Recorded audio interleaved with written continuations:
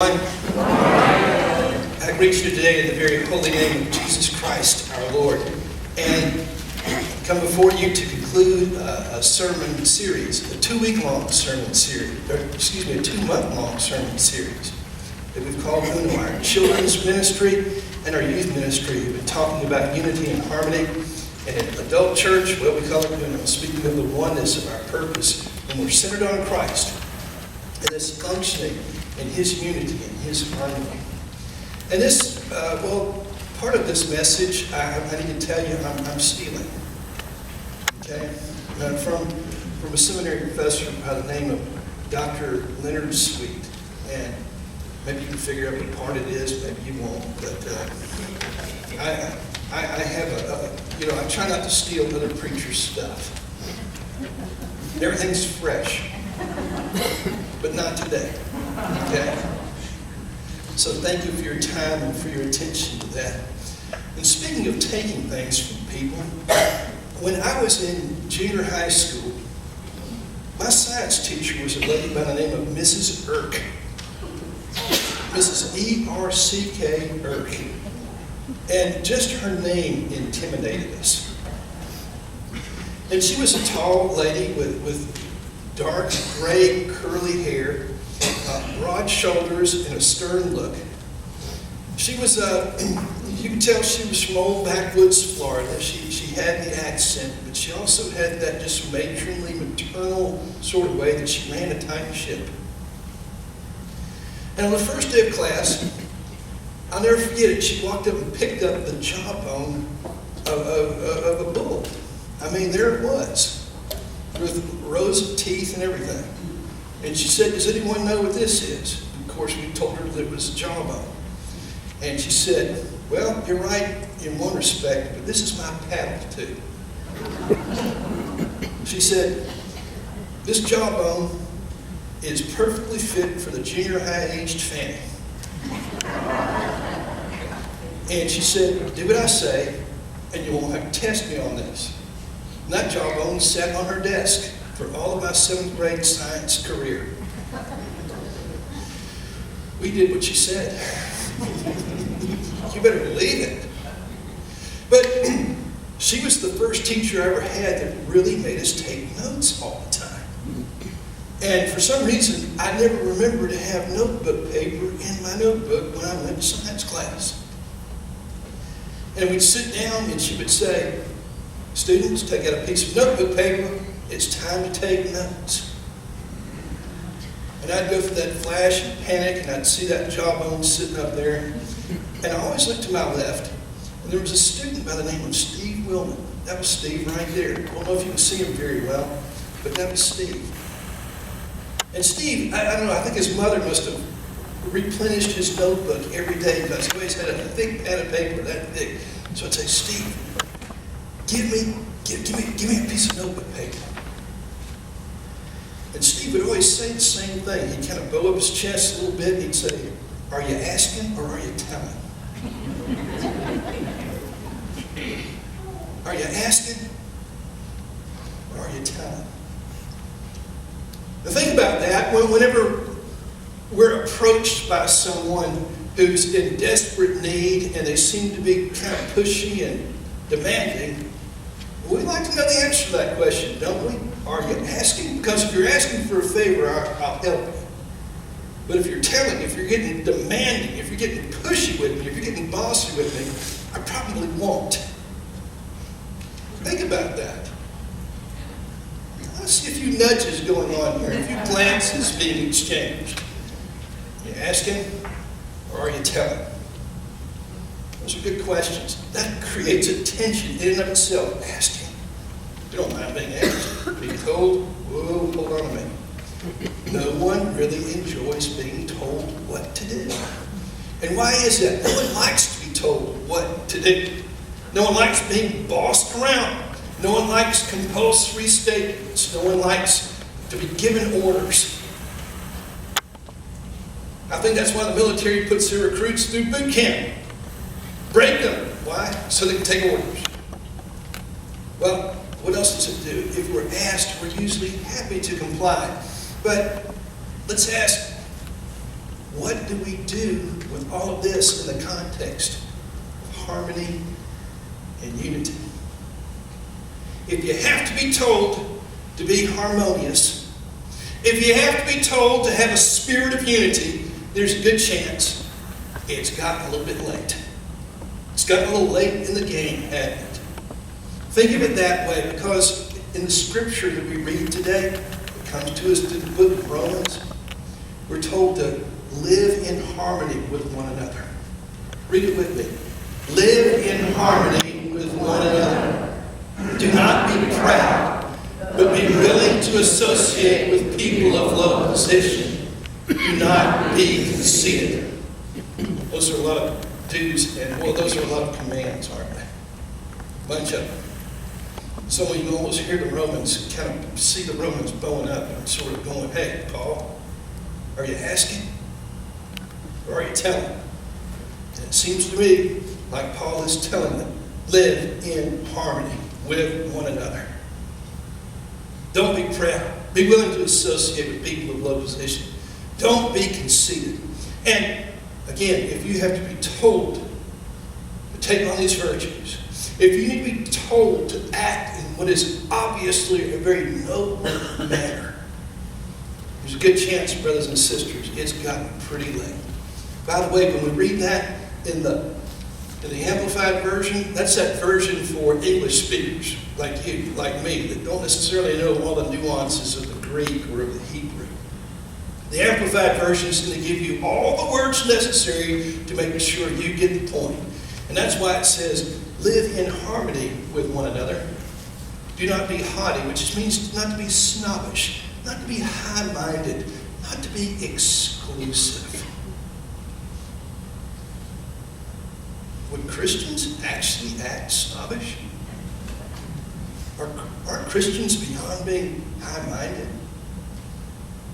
Haven't we worked out this exclusive stuff? Didn't we do that a long time ago? Wow, Paul wrote this one generation after Christ. We still need to read those words today and hear those commands and act on them.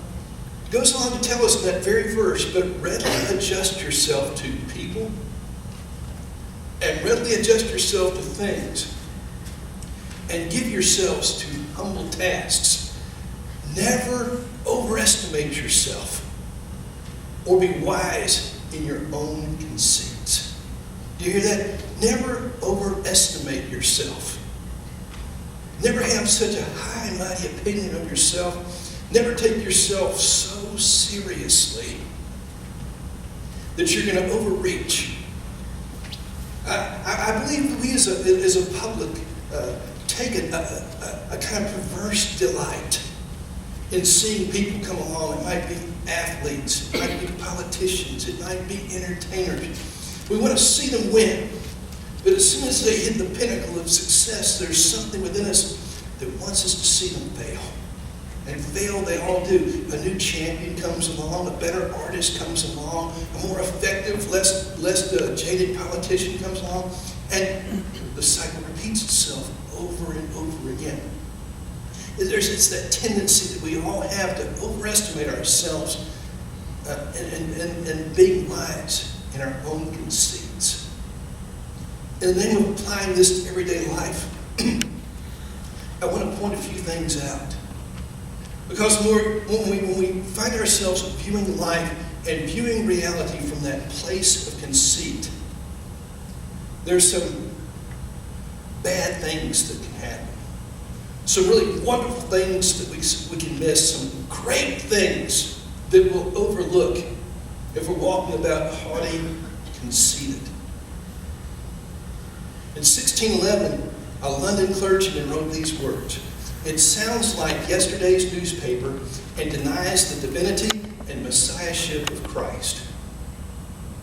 I don't know who that London newspaper man was, but he had just read the recently published and distributed King James Version of the Bible.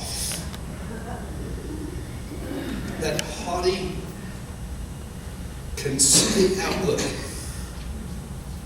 took his ability to perceive and led him to totally miss the point. Can I go on?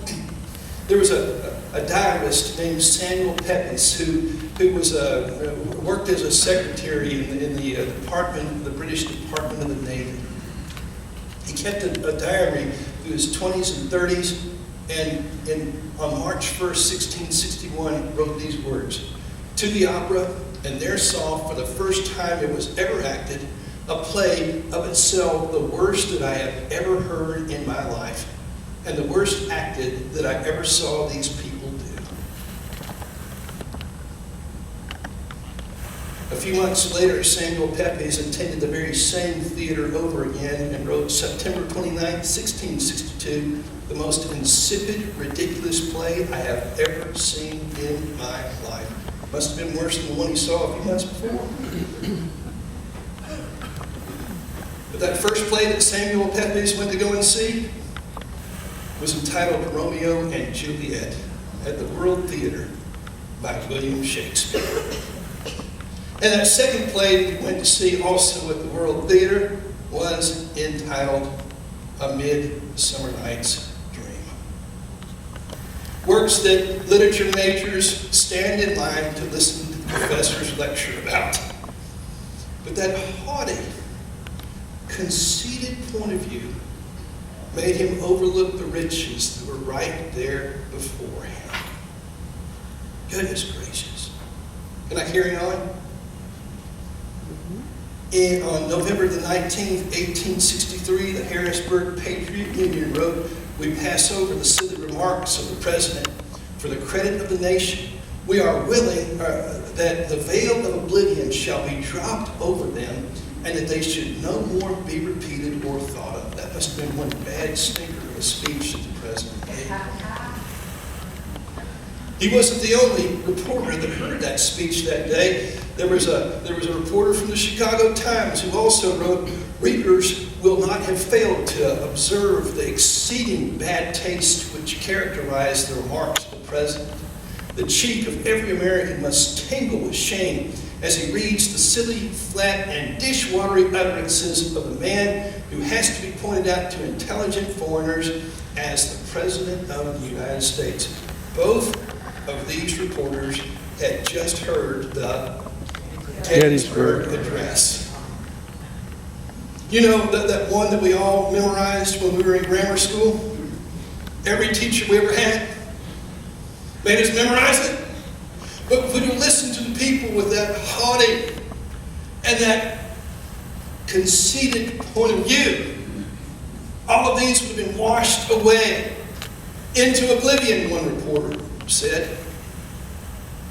Aren't you glad that we gave it a fair hearing? Aren't you glad that we gave it a fair look? Now, spoken of some historical figures, let me point out one of my very close friends from childhood. He said to his father in the summer of 1971, "You mean we drove all the way out here just to see a hole in the ground?" Corky Surface had been in his family station wagon and ridden all the way from St. Petersburg, Florida, all the way out to the Grand Canyon. Exactly. I want you to know that as soon as he told his father that statement, he went to trip over his father's knee.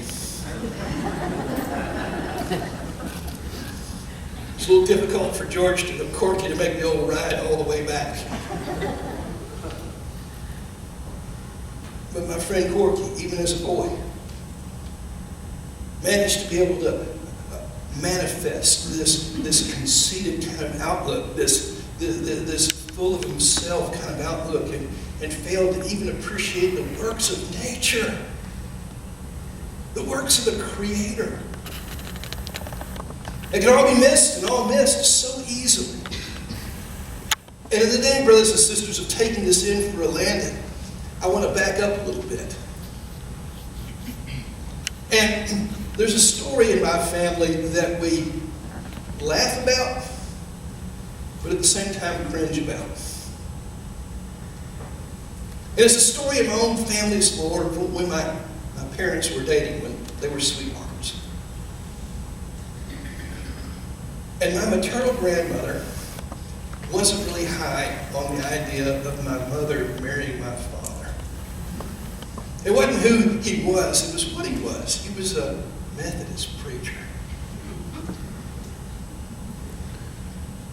And I don't know, I guess my grandmother's vision had always been her beautiful daughter, the lady that would go on to be my mother, would marry someone that would take her on to some kind of a different life.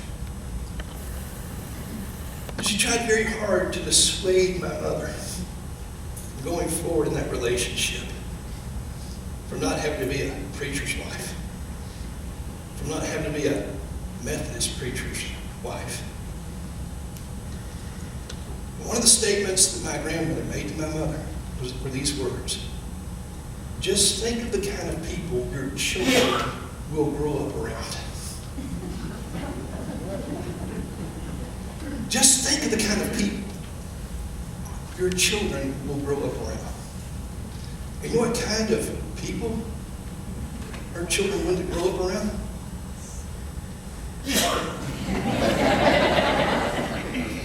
You.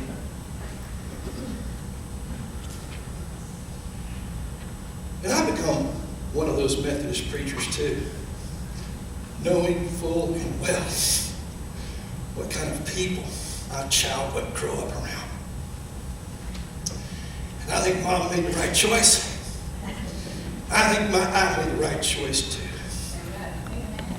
Hey, I'm sure I'm glad. And my mother didn't listen to the attitude of a person I loved very much,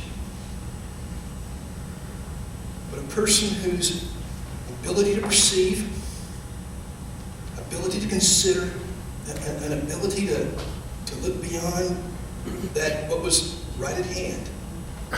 I sure am glad she didn't do that. I sure am glad that she went forward, followed her heart, and getting to know people she might not have otherwise gotten to know. The story's told of the prophet Samuel. The Lord impressed it on his heart one day and told him to leave his place of Gibeah of Saul and make the trip down to a city that we're all familiar with, a place called Bethlehem. Once there, God told him he would meet a man named Jesse, who had a number of sons. And God told Jesse to go and find the son whom he would point out, who would become the new king of Israel. And so sure enough, Samuel, the man of God, made that trip all the way down to Bethlehem. And there, sure enough, just as God said, he met Jesse, and he asked if he could meet all of Jesse's sons because he had a task of God to do. And Samuel saw the oldest of Jesse's sons and saw that he was tall and strong and healthy and handsome.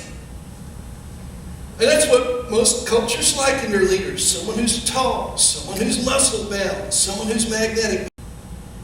Samuel studied every one of Jesse's sons, beginning in age, the oldest all the way to the youngest. But pretty soon he ran the entire gamut, ran the entire table, and still God didn't point out to Samuel which of Jesse's sons should be considered king. And at that point, Samuel said, Jesse, are these all of your sons? And they said, well, there is one more, the youngest one. But he's so young, he's watching the sheep for his older brothers. And Samuel said, bring the boy to me. Sure enough, after running out to the meadows, coming back, Samuel sees a little red-headed guy with a rosy complexion. God said, that's the one. That's the one. And God told Samuel something very, very important. And we're thinking about harmony and unity, and we're thinking about walking away from conceit and haughtiness. These are words that should ring very clear to us. Read them with me. The Lord does not look at the things people look at. People look at the outward appearance, but the Lord looks at the heart. The Lord doesn't look at outward appearances. Not how tall you are, short you are, or how skinny you are, or how heavy you are. Not your color, not your complexion, not your degrees, not your lack thereof. Not your life experience or your lack thereof. Not your success, not your failures. He looks at the heart. He looks directly at the heart. Man, if we could steal a page from God's playbook, that's an important one to do.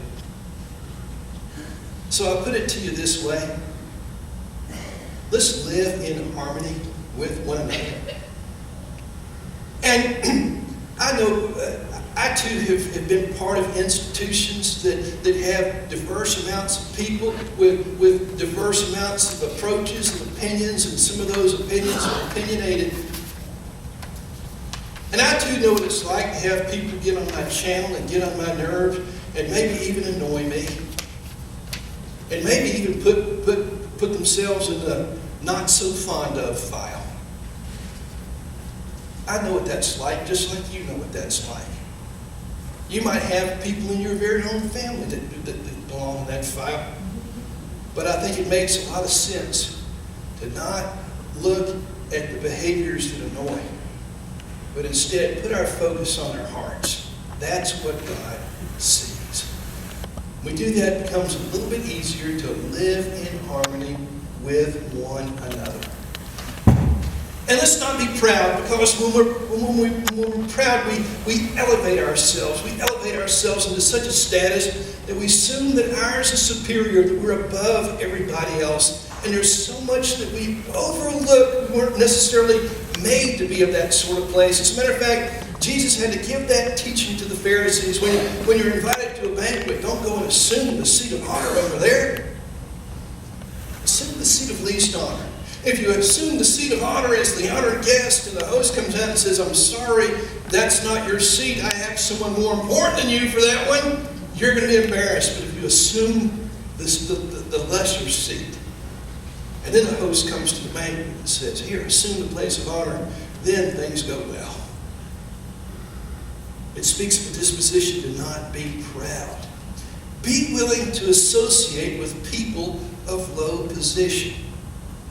And you know the reason Paul says that? He's talking to people who are speaking from pride and conceit. And I'm going to put a big amen to that. Be willing to associate with people of low position. That means to associate with people that you might not see things the way you do. You might not have a sophistry that you have, or might not see the bigger picture like you do. But they still have perspectives. And those perspectives can be valuable and can mean so much. So be willing to associate with people of low position. As a matter of fact, I'm going to tell you this. Be willing to associate with people of high position too. Because sometimes we'll walk up to people of high position and be intimidated by them. Or we might even sit there and make assumptions that the person's of high position, they're going to think lowly of me, so I'm going to put a thumb in their eye before they can make me feel bad. And how sad that becomes as well. Our willingness ought to be as such that we be willing to associate with people of high position. Let me put it to another way. Be willing to associate with people of all positions. And I'd love to see that happen. I'm going to say some things that might get me tarred and feathered. But I know some people that have some very conservative views. And they assume that they're the true patriots. They assume that they're the purveyors of what true morality is. And thus people who don't see things their way are not patriotic. And people who don't see things their way are immoral. And I have very good friends from the opposite side of the spectrum who understand themselves to be liberal and progressive. And they assume that they're the only ones that are smart. The only ones who are intelligent. And everybody else is dumb. And I feel like people that do those kinds of things, by the way, I'd like to think that I have a little bit of above average intelligence. I like to think that I'm too patriotic. A lot of people consider me very conservative.